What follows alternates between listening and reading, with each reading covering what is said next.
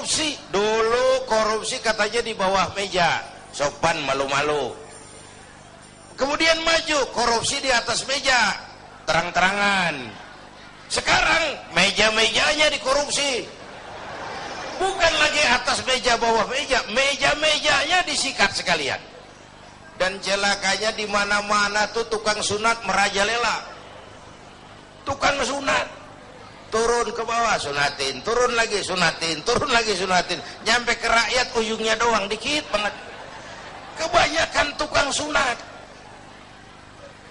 Yang disuruh ngurus beras, nimbun beras. Yang disuruh ngurus laut, jadi bajak laut. Yang disuruh ngurus hutan, rame-rame jadi orang hutan. Yang disuruh ngurus hukum malah bikin hukum kayak pisau. Orang jadi nggak takut, hukum nggak berwibawa. Mestinya kalau kepolisian, kejaksaan, kehakiman bekerja bagus, KPK nggak perlu ada. Ya, itu kan ad hoc. Dibentuk KPK karena kinerjanya nggak memuaskan. Nah, satu saat KPK nggak perlu kalau polisi, jaksa, hakim kerjanya cakep. Ya, ya. Ini kan negeri kita udah kebanyakan tim ini. Muncul masalah, bukan diselesain, bikin tim. Bikin tim, bikin tim. Urusan kagak rapi, tim makin banyak. Bapak Ibu hadirin yang saya hormati, oleh karena itu setiap kita punya tanggung jawab moral, paling tidak mencegah diri kita jangan ikut dalam korupsi pada tingkat kita masing-masing. Itu yang pertama saya kira, jihad menghadapi korupsi. Yang kedua, jihad melaksanakan amar ma'ruf nahi munkar. Ini penting. Sebab kalau yang ma'ruf jalan, yang munkar jalan, yang munkar itu mengundang murka Allah. Kalau murka Allah turun, bencana nggak nimpa yang zalim saja, yang baik-baik kena jatahnya. Saudara makan nangka kena getahnya, itu resiko. Saudara nggak makan nangka kena getahnya, itu sial namanya. Kan nih sekarang nih di masyarakat ada nih orang kalau dibilangin ngomongnya begini, biarin aja, yang mabok gue, yang judi gue, pakai duit gue main di rumah gue, urusan apa sama orang? Yang zina gue, yang bayar pelacur gue, mau enak mau penyakit urusan gue. Lu ngapa jadi repot? Ada tuh orang kalau dibilangin nyautnya begitu. Ada nggak? Yang mana?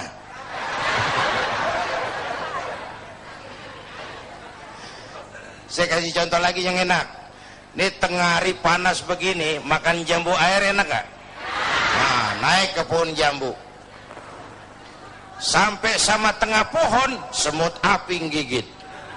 Gatel, panas. Kita tengok, gile banyak juga lagi semutnya nih. Turun kita ke bawah, pulang ke rumah. Ngapain? Ngambil obor. Sundut obor menyala, balik lagi pohon jambu, sepohonan tuh semut kita bakar. Yang gigit atuh. Yang gigit tuh semut-semut lain kalau bisa protes ngomong tuh. Yang gigit lu temen gua nggak ngikut gua. Tapi kita nggak peduli. Mau gigit apa enggak, asal semut bakar. Gara-gara atung gigit sepunan dibakar tuh semut. Masyarakat begitu Pak. Iya, yang judi lo, yang zina lo, yang mabuk lo. Tapi judi, zina, mabuk, maksiat Mas. Kalau ini negeri banyak maksiatnya, Allah marah. Kalau Allah marah, turun gempa. Kalau turun gempa, yang mampus bukan lu doang ngonyong, bareng rame-rame. Iya, iya. Enak kalau gempanya milik Kiai, mohon minggir ya, mau gempa nih. Aduh, sopan bener itu gempa. Itu perlunya amar ma'ruf nahi munkar. Karena bencana kalau datang tidak hanya menimpa orang yang zalim, yang baik-baik akan kena juga jatahnya. Bapak Ibu hadirin yang saya hormati, nah pelaksanaannya memang amar ma'ruf lebih gampang daripada nahi munkar. Orang kalau diajak sholat paling kagak mau gitu doang, dah kagak marah, kagak ngomel. Tapi kalau dilarang mabuk, blekai. diajak dilarang berjudi, dilarang berzina, bisa berkelahi, tapi dua-duanya harus dilaksanakan. Itulah sebabnya ini jihad. Beramar ma'ruf apalagi bernahi munkar itu merupakan jihad yang harus kita laksanakan. Kedua-duanya nggak boleh pisah. Kalau yang ma'ruf jalan, yang munkar juga jalan, ya seimbang dong. Nah, yang rugi, yang celaka sekarang nih, Bu, kalau ukuran ma'ruf munkar masih jatah kayak zaman kita nih, masih enak. Satu saat mana yang ma'ruf, mana yang munkar jadi remeng. Ya, ini zaman apa sih katanya, zaman orang pada pinter bikin bungkusan, entertain. Ya, orang pada pinter bikin bungkusan, yang ma'ruf kelihatan munkar, yang munkar kelihatan ma'ruf. Ayo udah ngalamin belum saat begitu? Yang jujur dimusuhin. Nah, udah kejadian kan? Yang laporan anak pada nyontek tuh dimusuhin yang jujur. Itu kan yang ma'ruf jadi munkar, yang munkar jadi ma'ruf. Terbalik nilai masyarakat kita. Ini menyedihkan, ini memprihatinkan, ini musibah. Kalau yang ma'ruf jadi munkar, yang munkar jadi ma'ruf, mau apa lagi kita? Masya Allah. Jangan sampai kita berharap ini Kiai, seperti yang Kiai katakan tadi, jangan sampai azab ini menimpa negara kita. Karena jujur saja bahwa negara kita ini masih terus membutuhkan petunjuk-petunjuk, kemudian jalan-jalan keluar, dan itulah fungsinya dari ulama. Sekali lagi, saling memberikan, mengingatkan kepada Anda. Tentunya para pemimpin, cuman dibutuhkan kejujuran di sini. Apakah kita mau diingatkan dengan agama itu? Nah, pemirsa, kita akan membahas lebih dalam lagi tentang materi kita, menanamkan sifat jihad dalam diri bangsa ini. Tentunya setelah pesan-pesan berikut, tetaplah dalam Damai Indonesiaku.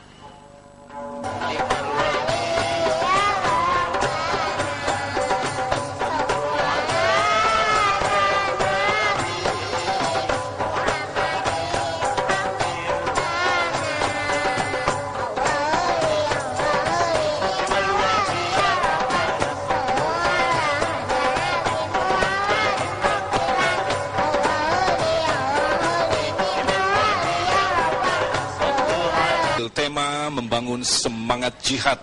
Tentunya dalam membangun negara ini kita diperlukan semangat jihad. Jihad adalah sebuah perjuangan yang maksimal untuk meraih ridha Allah.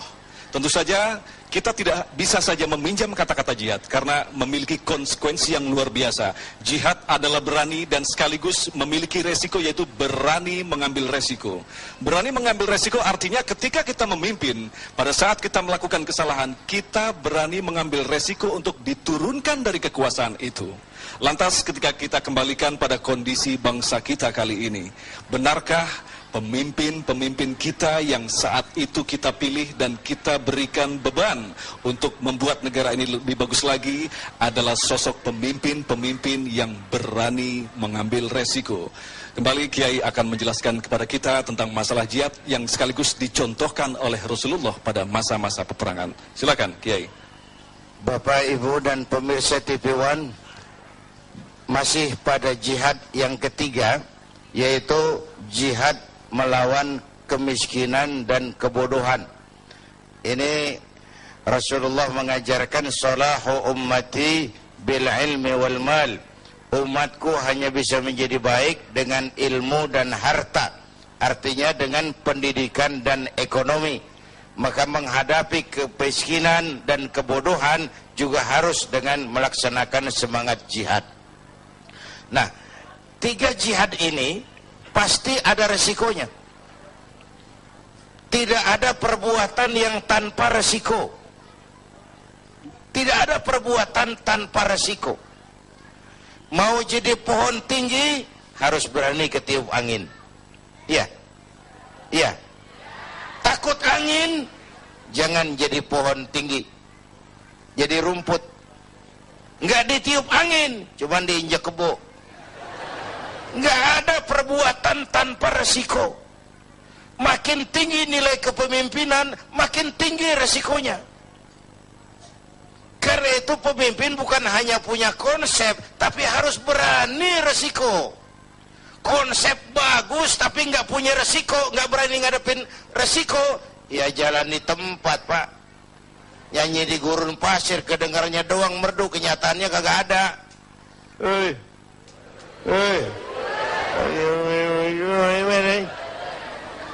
Konsep bagus tapi nggak berani resiko, nyanyi di gurun pasir, merdu tapi nggak ada yang dengerin, nggak ada hasilnya. Kalau ngambil contoh dari baginda Rasulullah Sallallahu Alaihi Wasallam, beliau itu pertama sejak kecil ditempa oleh kesulitan. Lahir ke dunia nggak sempat ngeliat bapak. Umur 6 tahun ditinggal emak. Umur 9 tahun ngangon kambing. Remajanya nggak dikolokin. Dari sini lahir jiwa prajurit. Tegar, tahan banting, nggak cengeng, berani resiko. Berani ngadepin resiko. Padahal jihadnya mula-mula teror mental. Teror mental. Gagal teror mental, teror fisik. Muhammad, jangan macam-macam, kamu mau apa? Kami ngerti Bani Hashim tidak bisnis, mau kaya, ngomong. Mau jabatan tinggi, jadi apa? Ngomong. Nggak usah ikut pilkada, ngomong. Mau perempuan cantik, anak siapa? Ngomong. Teror mental, gagal. Teror fisik, gagal. Kenapa? Beliau siap ngadepin resiko. Berani. Sekali kaki melangkah ke depan, pantang surut mundur ke belakang. Itu namanya pemimpin. Jangan cuma ngatur penampilan pemimpin mah. Berani resiko.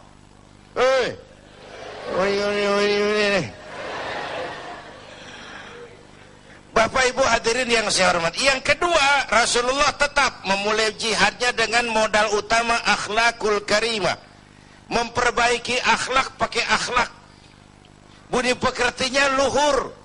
Dipuji oleh Allah, wa innaka la'ala khuluqin azim. Yang ketiga, beliau pandai menginventarisir potensi. Kalau mau jihad harus ada kebersamaan, Pak. Coba lihat, Nabi punya Umar bin Khattab, Nabi punya Abu Bakar, Nabi punya Ali, Nabi punya Utsman. Ada penyandang dana kayak Utsman, ada jenderal kayak Umar, ada orang tua bijak kayak Abu Bakar Siddiq, ada anak muda intelek kayak Ali bin Abi Thalib, ada wanita budiman kayak Khadijah. Membangun kebersamaan, karena masalah yang kita hadapi sangat besar, perlu kebersamaan. Dulu pun waktu merdeka kita mikir-mikir, coba jenderal mana mau taruhan, bambu runcing merdeka ngelawan tank? Ya, ya, bambu runcing merdeka ngelawan meriam. Iya, kalau meriam Belina, meriam itu mau gue juga bisa ngelawan. Meriam Belanda menurut otak impossible, tidak mungkin, mana bisa. Entoh nyatanya kita merdeka. Bapak Ibu, ini menarik untuk dikaji. Orang-orang tua kita dulu punya komitmen. Komitmennya sederhana, merdeka atau mati. Merdeka atau mati. Sekarang komitmen nggak jelas, Pak. Nggak jelas apa komitmennya. Seakan-akan jabatan, kesempatan untuk jadi kaya. Apalagi akibat koalisi sekarang ini, semua juga buat kepentingan partai-partai politik. Makanya untung saya udah mundur dari politik. Dulu zaman jahiliyah saya ngikut. Dulu. Bapak Ibu hadirin yang saya hormati, oleh karenanya dalam jihad di negara kita ini perlu semangat kebersamaan. Nggak bisa parsial, karena masalahnya sangat kompleks. Masalahnya sangat kompleks. Semua kita dengan bidang dan kemampuan kita masing-masing melaksanakan yang namanya jihad. Menghadapi kemiskinan, menghadapi keterbelakangan, menghadapi kurangnya keadilan, itu kan kita rasakan, itu juga memerlukan jihad. Dan buat kita semua tentu melaksanakan jihad adalah kewajiban, sesuai, sekali lagi, sesuai dengan bidang dan kemampuan kita masing-masing, gitu.